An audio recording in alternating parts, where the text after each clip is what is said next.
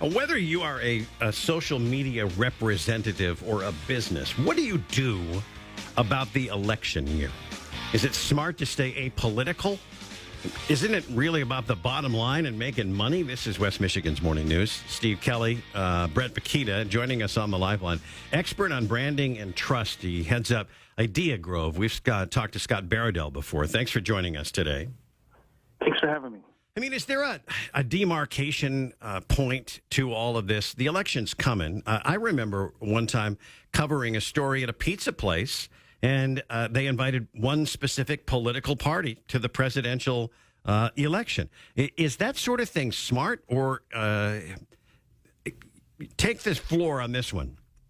Well, I mean, we'll go back to what Michael Jordan famously said when asked to endorse a Democrat for Senate in his home state. He said, "Well, Republicans buy sneakers too, so I'm not going to do that."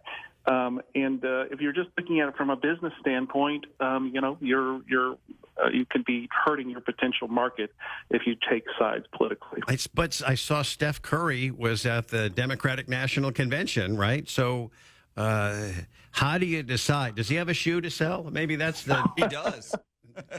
Well, it brings up a good point because things have changed since the 90s when Michael Jordan was in his heyday because, of social media and other things. And increasingly, people have said they want athletes, brands, public figures to share their values and not hide them. And so people like LeBron James, Steph Curry have been more political, and it hasn't really hurt their brand. It didn't hurt Nike to align with Colin Kaepernick. It would have hurt some brands, but Nike, LeBron, Steph, they know their audiences, and they know their audiences by and large will be drawn to them and share their views. But with a lot of brands, or you're just selling something, aligning with political values in particular can get you in hot water.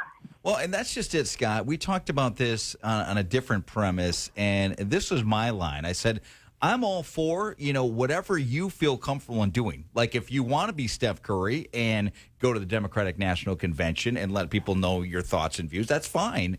Or if you don't, like you said, and you are being brand aware or you're an endorser, whatever the case. But either way, right, just be prepared because the repercussions will come. And that's the thing that always shocks me is people are like, well, I can't, as much as you get the right to do what you want to do and people will back that, there's going to be repercussions. That's why it's America. Absolutely, and we've seen them most famously recently with Bud Light, Target, other brands that have did something that controversial. Bud Light aligning with a trans activist obviously had a huge backlash that really hurt their brand. And you've had, as a result of these kind of risks that have where it's blown up in some brands' faces, you've had investors, particularly at public companies, push back and say, "Hey, just focus on selling the product." He is the author of Trust Signals, Brand Building in a Post-Truth World. Scott Baradell, always good stuff. Thanks for your time today. Thanks for having me.